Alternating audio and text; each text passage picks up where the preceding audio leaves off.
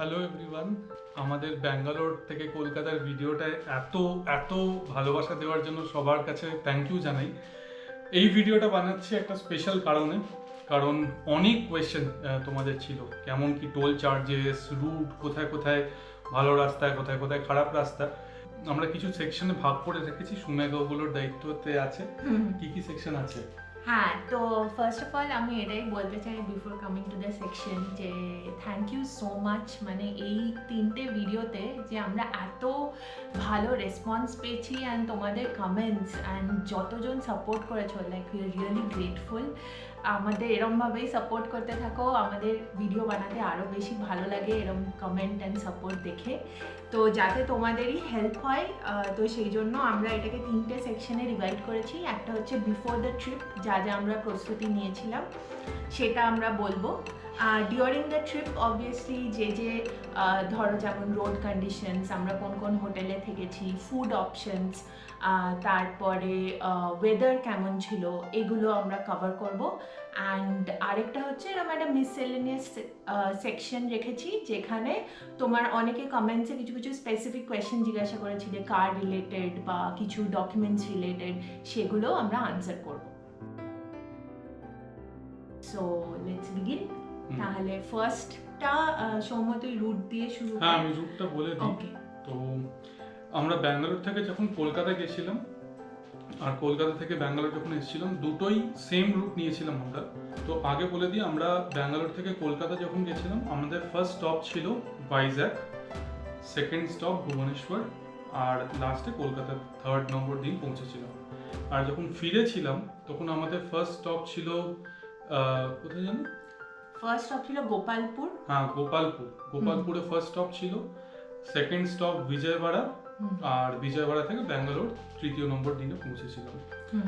তো এবার root condition, রাস্তা জানো তো, মানে এরকম একটু মিক্সড আছে। এমনিতে খুব ভালো রাস্তা, আমি তোমাকে এক্স্যাক্ট বোঝানোর চেষ্টা করছি। ব্যাঙ্গালোর থেকে যখন বেরোবে, চেষ্টা করবে বাই 4 AM তোমরা ব্যাঙ্গালোর ছেড়ে দেবে, কারণ তারপর সাংঘাতিক জ্যাম হয়ে যায়, বেরোনো একটা টাস্ক হয়ে যায়। তো 4 AM যদি ব্যাঙ্গালোর থেকে বেরিয়ে যাও, দিয়ে সোজা চিত্তুর অবধি তোমরা একদম স্ট্রেট রোড হোসকোটে দিয়ে বেরোলে কোলার পড়লো, তারপরে মূলবাগান টোল পড়বে, তারপরে এদিক দিয়ে সোজা গেলে চিত্তুর পড়বে। চিত্তুর থেকে একটা লেফট টার্ন আসে, ওই লেফট টার্নটা হচ্ছে সব থেকে ক্রিটিক্যাল টার্ন, ওটা নিতেই হবে। ওই লেফট টার্নটা হচ্ছে তিরুপতি যাওয়ার জন্য। চিত্তুর থেকে Tirupati, that is the best road you will ever gate.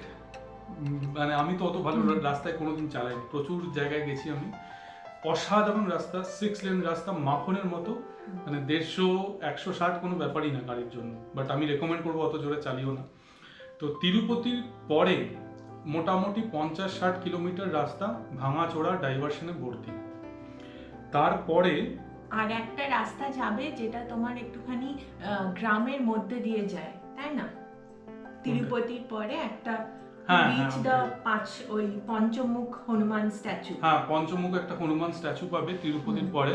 ওই পঞ্চমুখ হনুমান অবধি খুব একটা ভালো রাস্তা না, আমি ম্যাপে দিয়েও দিচ্ছি যাতে তোমরা রেফারেন্সটা নিতে পারো। পঞ্চমুখ হনুমান থেকে ভাইজ্যাক অবধি মোটামুটি ভালো রাস্তা, শুধু মাঝখানে রাজামুন্ড্রির ওই স্ট্রেচটা একটু খারাপ হবে, প্রচুর পটহোলস আছে ওই রাস্তাতে, বেশ চওড়া চওড়া পটহোলস, বাম্পারে ভর্তি রাজামুন্ড্রি, ওখানে একটু দেখে চালাতে হবে। কিন্তু জেনারেলি ওই পঞ্চমুখ হনুমান থেকে ভাইজ্যাক অবধি বেশ ভালো রাস্তা।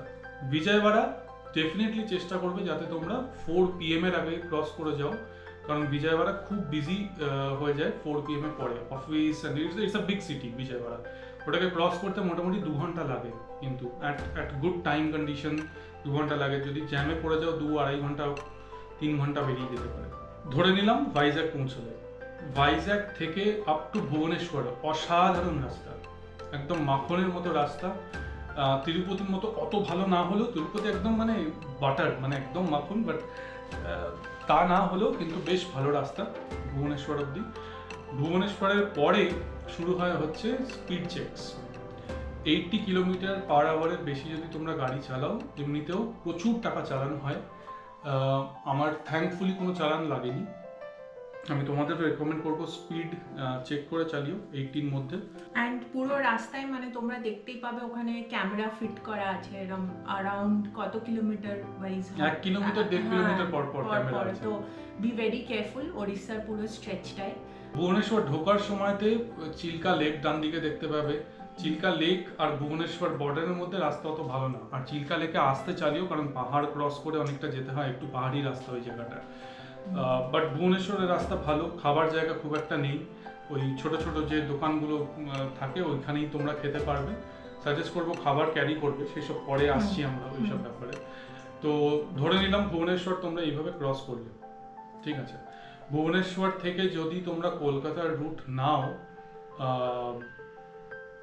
বেশ ভালো রাস্তা বলবো, 4 লেন রাস্তা, 6 লেন রাস্তা পাবে না। অ্যান্ড তোমার গাড়ি ধরে নাও ওই 80 থেকে 100-র মধ্যেই চলবে, এর থেকে বেশি জোরে চালাতে পারবে না, কারণ যথেষ্ট ট্রাফিক ওখানে।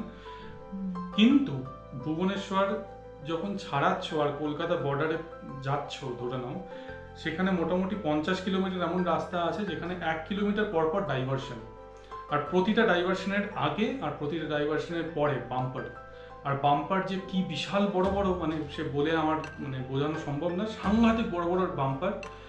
জোরে গেলে ডেফিনেটলি গাড়ির নিচে টাচ হবে যদি তোমার মানে প্রপার এসইউভি না থাকে। আমাকে অনেকে তোমরা জিজ্ঞেস করেছিল i10 নিয়ে যাওয়া যাবে কিনা বা সেডান নিয়ে যাওয়া যাবে কিনা। আমি তো নিজেই সেডান নিয়ে গেছি, অসুবিধা হয়নি, বাট আমার 1-2 জায়গায় টাচ করেছে, but it was not a dangerous touch, মানে কোনো গাড়ির ক্ষতি হয়নি।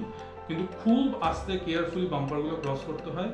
আর ওই 50 কিলোমিটার যে ডাইভারশনটা খুব বাজে রাস্তা, ভীষণ বাজে রাস্তা। আর আরেকটা জিনিস হচ্ছে কিছু কিছু জায়গায় বাম্পার কিন্তু মার্ক করা নেই, তো বি কেয়ারফুল, আগে থেকে দেখে, মানে অনেক সময় হয় না you are going on speed and তারপরে বাম্পারটা ক্রস করে গেলে গাড়ির ক্ষতি হয়, তো সেটা একটু দেখে চালিও। ওয়েস্ট বেঙ্গল বর্ডার থেকে আমাদের কলকাতা শহরের রাস্তা আমি ভালো বলবো। যেখান থেকে খারাপ শুরু হয় সেটা হচ্ছে কোলাঘাটের পর থেকে, প্রচুর ওই ব্যারিকেড ডাইভারশন করে রেখে দেয় ওরা, মানে রাস্তা সোজাই আছে কিন্তু মাঝখানে মাঝখানে ব্যারিকেড, সেই একবার সাপের মতো তোমাকে এদিক ওদিক বেঁকে যেতে হবে। বাট এমনিতে কলকাতার বা ওয়েস্ট বেঙ্গলের ঢুকে পড়ার পরে রাস্তা ভালো। তো এই হচ্ছে আমাদের রুট নিয়েছিলাম, আর রাস্তার ডিটেইলড আমি তোমাদের বলবো। এবার তুই বল। ওকে, এবারে আমরা আসছি যে দেখো প্রথম রুটে আমরা বললাম যে উই স্টার্টেড ফ্রম ব্যাঙ্গালোর, আমরা দাঁড়িয়েছি হচ্ছে ভাইজ্যাক যেতে আমাদের কতক্ষণ লেগেছিল? আমরা ভোর 6টায় স্টার্ট করেছিলাম, 6:20, ভাইজ্যাক 11টায় পৌঁছেছিলাম। তো ওটা কিন্তু একটা লং স্ট্রেচ হয়ে যাবে, সেজন্য মানে তোমরা যদি ওই স্ট্রেচটা করতে চাও, অ্যাকচুয়ালি আমাদের করার রিজন ছিল যে পরের দিন আমরা ভুবনেশ্বরে একটু বেশি থাকতে চেয়েছিলাম, বেশিক্ষণ, কারণ আমাদের কলেজ ওখানে আমরা ভিজিট করতে চেয়েছিলাম। তোমরা যদি ওই স্ট্রেচটা না করতে চাও, ইটস বেটার তোমরা ইয়েতে স্টে করো, বিজয়ওয়াড়া। আমি সবাইকে রেকমেন্ড করবো বিজয়ওয়াড়া স্টে করতে, because that is a very long stretch, and হয়তো প্রথম দিন খুব এনার্জি থাকে যে হ্যাঁ আমরা করে নেবো, very good if you can do it, but if you can't do it, তোমাদের যদি মনে হয় তোমরা ফ্যামিলির সাথে ট্রাভেল করছো, কিডস আছে অ্যান্ড এভরিওয়ান, তো তখন তোমরা আগেও স্টে করে নিতে পারো। ধরে নাও অ্যাপ্রক্সিমেটলি ভাইজ্যাক যেতে যদি সবকিছু ভালো থাকে 15.5-16 ঘন্টার নিচে পৌঁছাতে পারবে না। আর যদি অ্যাভারেজ কন্ডিশন, যেটা সবসময় তো হয়, average road conditions, average traffic তোমরা পাবে, তাহলে ধরে নাও 18 ঘন্টার জার্নি, কারণ মাঝখানে ব্রেকসও থাকবে, তোমাদের মেবি খাবার ব্যাপার স্যাপার থাকবে যেমন সবার থাকে। 18 ঘন্টা ধরে চলো ভাইজ্যাক পৌঁছানোর জন্য। পরের দিন তো আমরা এমনিতেই ভুবনেশ্বরে থেকেছিলাম, which is around 6 hours, 6.5-7 hours লেগেছিল। আর পরের দিন again ওয়েস্ট বেঙ্গল, ভুবনেশ্বর থেকে West Bengal around same 6.5 hours, 7 hours। তো আসার সময় দ্যাট ইজ ওয়াই, যেহেতু আমরা ওই 11 hours এর স্ট্রেচটা অ্যাভয়েড করতে চেয়েছিলাম, তো সেই জন্য আমরা জার্নিটা আরেকটু ব্রেক করে নিয়েছিলাম। সো ফেরার সময় ফ্রম কলকাতা টু ব্যাঙ্গালোর আমরা কলকাতা থেকে গোপালপুরে স্টে করেছিলাম। গোপালপুরে কতক্ষণ লেগেছিল? গোপালপুর আমরা পৌঁছেছিলাম মনে হয় রাত 8:30 না? রাত 8:30 9টায় পৌঁছেছিলাম। আমরা কলকাতা থেকে স্টার্ট করেছিলাম প্রায় 6টারও একটু পরে, কারণ তেল ভরে হাওয়া টাওয়া ভরানো এই ওই, তো ধরে নাও 12 ঘন্টা মতো লাগবে, রাইট? 10.5-11 ঘন্টা মতো এরকম লাগবে। আর তারপরে আমরা গোপালপুর থেকে বিজয়ওয়াড়াতে স্টে করি, that is also around 11 hours। আর তারপরে আগেন বিজয়ওয়াড়া থেকে Bangalore that is again same. আমরা এমন আসার সময় এমন করে হ্যাঁ। ডিভাইড করেছিলাম যে তিনটে আমাদের 3 দিনের জার্নি সেম ছিল, মানে ওয়েস্ট বেঙ্গল থেকে গোপালপুর মোটামুটি এক, গোপালপুর থেকে বিজয়ওয়াড়া এক, বিজয়ওয়াড়া থেকে ব্যাঙ্গালোর এক। তো দিস ডিপেন্ডস অন ইউ, তোমরা যেরকম ভাবে কভার করতে চাও জার্নিটা। ওকে, নেক্সট কামিং হচ্ছে বিফোর ট্রিপ আমরা কি কি প্রস্তুতি নিয়েছিলাম। তো ফার্স্ট হচ্ছে যে আমাদের যেটা সবচেয়ে, এটা একটা সাজেশন, হয়তো তোমাদের অনেকের কাজে লাগবে, আমরা গাড়ির ডিকিতে always we store cartons of water. মানে এটা অ্যাকচুয়ালি বাবার কাছ থেকে, সৌম্যর বাবার কাছ থেকে পাওয়া অ্যাডভাইস। তো তোমরা গাড়িতে সবসময় অ্যাটলিস্ট 2 কার্টন জল কিনে আগে থেকে লোড করে রেখে দেবে। সাপোজ হয়তো এরম হলো ঝড় বৃষ্টি হচ্ছে, তোমরা গাড়ি থেকে নামতে পারছো না, ইউ নিড ওয়াটার, তখন তোমরা ওটা হয়তো কোনো দোকান বন্ধ অ্যান্ড অল অফ দ্যাট তোমরা ইউটিলাইজ করতে পারবে। আরও একটা কাজে লাগে, সেটা হচ্ছে হোটেলে তোমাদের আলাদা করে অর্ডার করতে হবে না, you can utilise that water.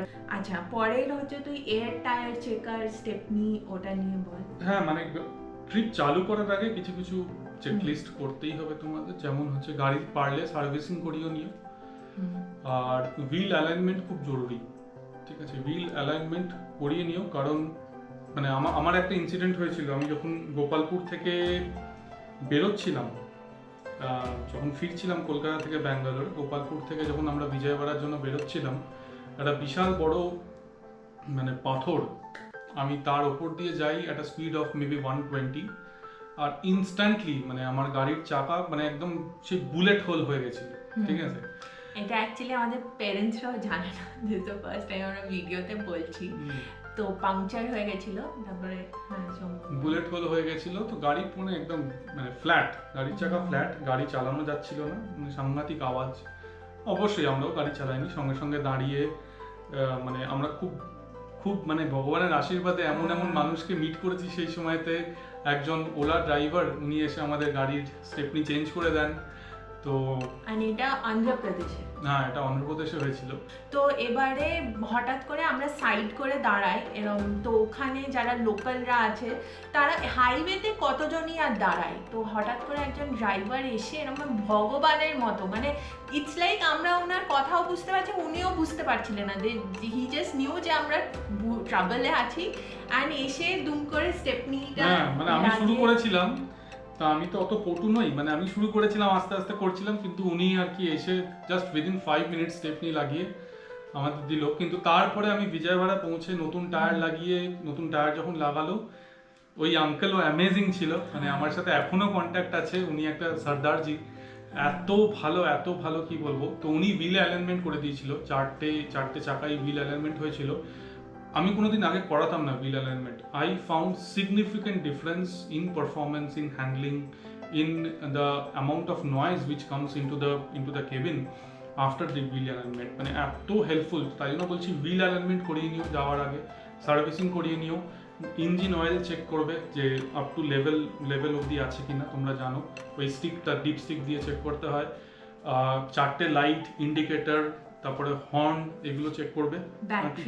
হ্যাঁ, ব্যাটারি ইজ ইম্পর্টেন্ট, গাড়ির ব্যাটারি, তো এগুলো করবে। আর যখন যাবে তার আগে কিছু খাবার নিয়ে যাবে, কারণ সব জায়গায় খাবার পাবে না, ও নিশ্চয়ই খাবারের কথা বলবে, বাট একটু ড্রাই কিছু খাবার নিয়ে যাবে।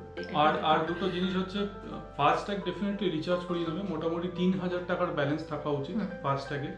আর গাড়ির যেন সব ডকুমেন্টস আপ টু ডেট থাকে, ইনক্লুডিং ইন্স্যুরেন্স, আরসি, ওগুলো যেন গাড়ির মধ্যে থাকে। আমাদের কোনো জায়গায় কোনো ডকুমেন্ট দেখাতে হয়নি, বাট ফাস্ট্যাগ আগে থেকে রিচার্জ করিয়ে নিও। আর কিছু মিস করছি না? টায়ার ইনফ্লেটর, হ্যাঁ, এইটা হচ্ছে লিঙ্কড উইথ মাই এক্সপিরিয়েন্স, মানে আমার টায়ার ইনফ্লেটর বহুবার কাজে লেগেছে, বহু ট্রিপে, অ্যান্ড ইনফ্যাক্ট এই ট্রিপে আমি ইম্পর্টেন্স বুঝতে পেরেছি টায়ার ইনফ্লেটারের। তো এত বড় একটা জার্নি, আমি তো কোনো মতে তোমাদের রেকমেন্ড করবো না without having a portable tyre inflator. অ্যামাজনে কিনতে পাওয়া যায়, এমনি ফ্লিপকার্টে পাওয়া যায়, 2-3 হাজার টাকা দাম, ডেফিনেটলি কিনে নিও। কয়েকটা ভালো টায়ার ইনফ্লেটারের লিঙ্ক আমি ডেসক্রিপশনে দিয়েও দিচ্ছি। একটা টায়ার ইনফ্লেটার নিয়ে দেখো, ওই টায়ার ইনফ্লেটারটাকে সবসময় গাড়িতে হাওয়া দেওয়ার জন্য ইউজ করো না, only use it in case of emergency, কারণ ওর কোয়ালিটি সবসময় অত ভালো হয় না, হিট আপ হয়ে যায়। এমার্জেন্সির জন্য ইট ওয়ার্কস, মানে আমার experience it is definitely work.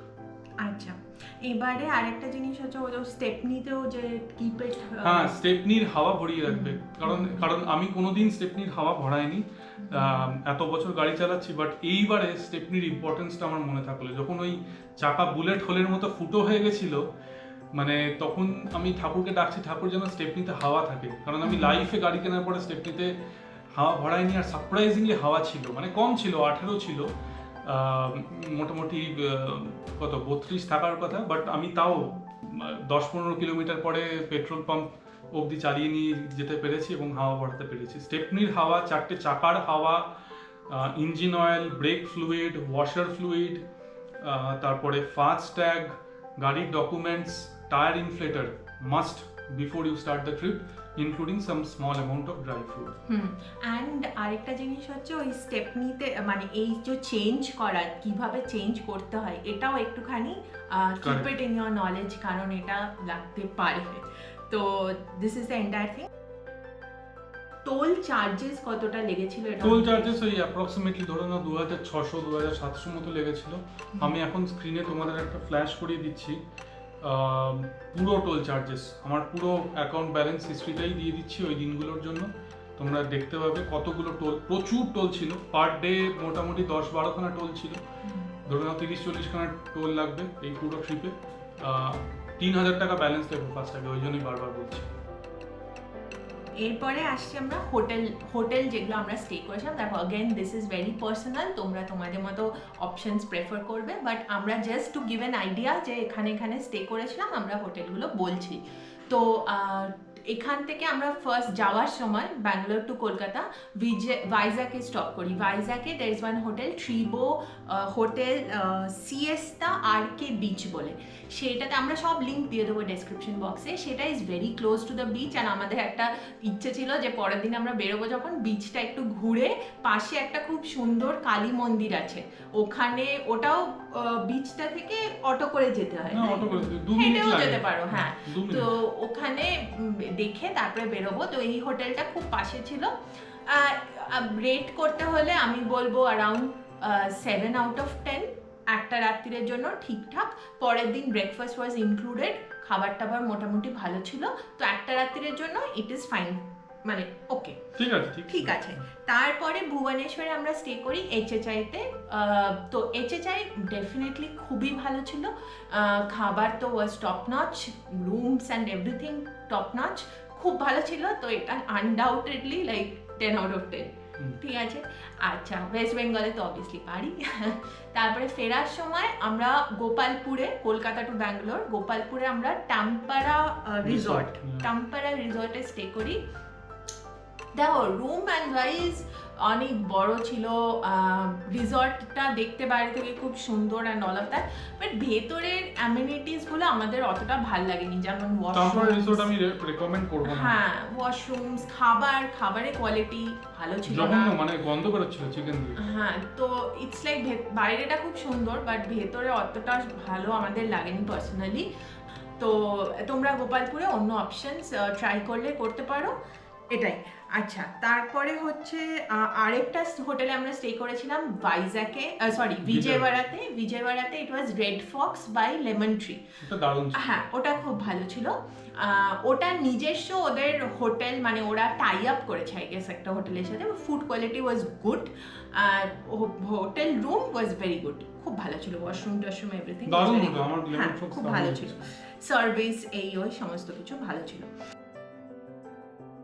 Food হচ্ছে, দেখো এই রাস্তায় কিছু অবধি আমি ফুড প্লেসেসগুলো মেনশন করব, বাট কিছু স্ট্রেচ তোমরা হয়তো খাবার নাও পেতে পারো, বিকজ তোমরা যদি ফিল করো যে না আমি কমফোর্টেবল নই এখানে যেতে, তো কিছু ড্রাই ফুড ক্যারি করো। লাইক আমি বলবো না কিছু cooked food, because cooked food weather আন্ধ্রপ্রদেশে it's like really hot, and তারপরে তোমাদের খাবার নষ্ট হয়ে যাওয়ার চান্সেস, গন্ধ বেরিয়ে যায়, অ্যান্ড ওগুলো মেনটেন করাও 3 দিন ধরে নট পসিবল।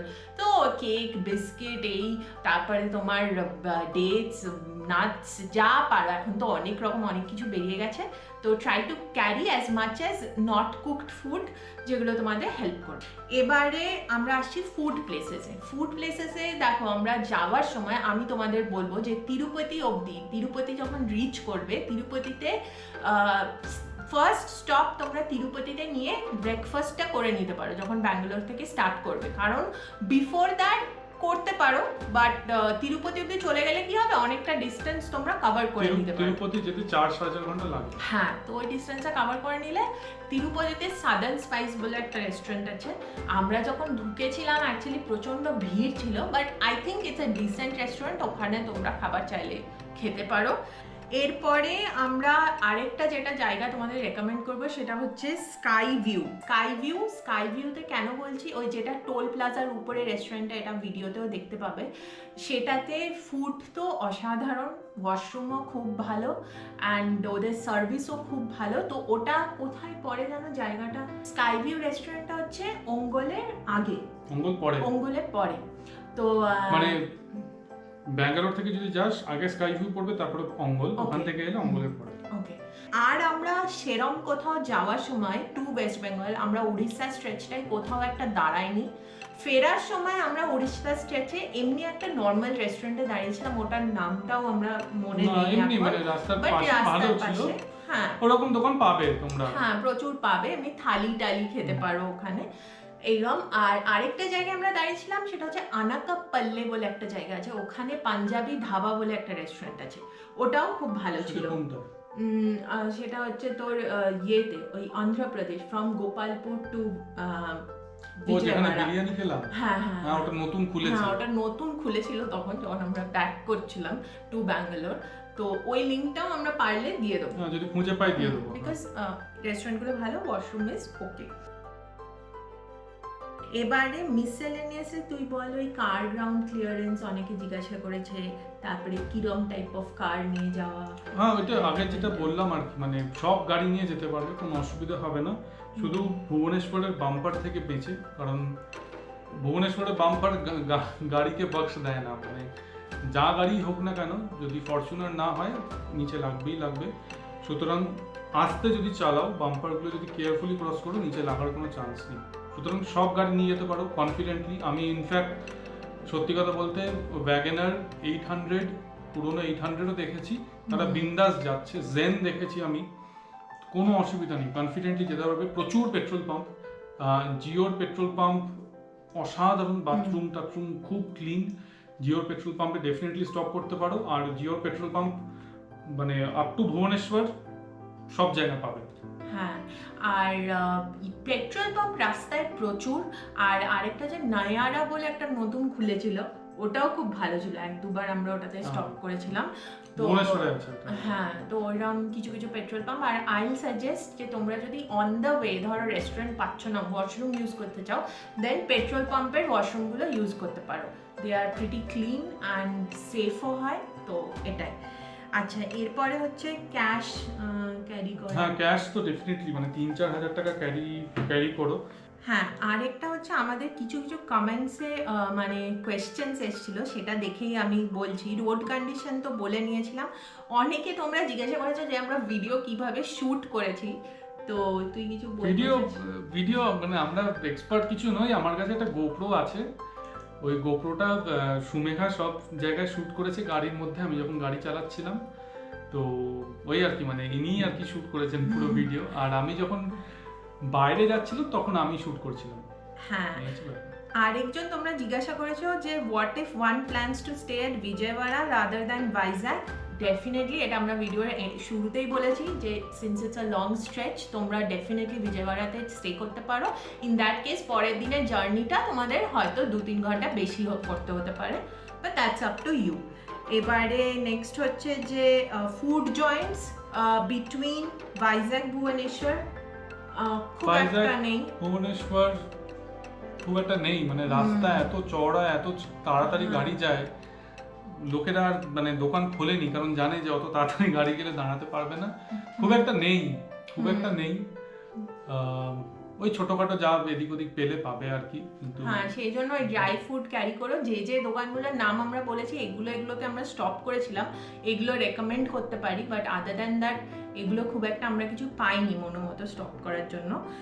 আই থিঙ্ক তোমরা যদি এই ট্রিপটা করতে চাও, do it. This is one memorable trip. মানে ভাইজ্যাক থেকে আমার মনে আছে, ভাইজ্যাক থেকে যখন আমি বেরোচ্ছিলাম ভুবনেশ্বরের দিন, ওই যে বিউটি, মানে ডান দিকে সমুদ্র, বাঁ দিকে পাহাড়, মাঝখান দিয়ে গাড়ি নিয়ে যাচ্ছি, সেকেন্ড পার্টে দেখতে পাবে তোমরা। অ্যামেজিং, মানে ওটা বলে বোঝানো যায় না, অ্যামেজিং এক্সপিরিয়েন্স।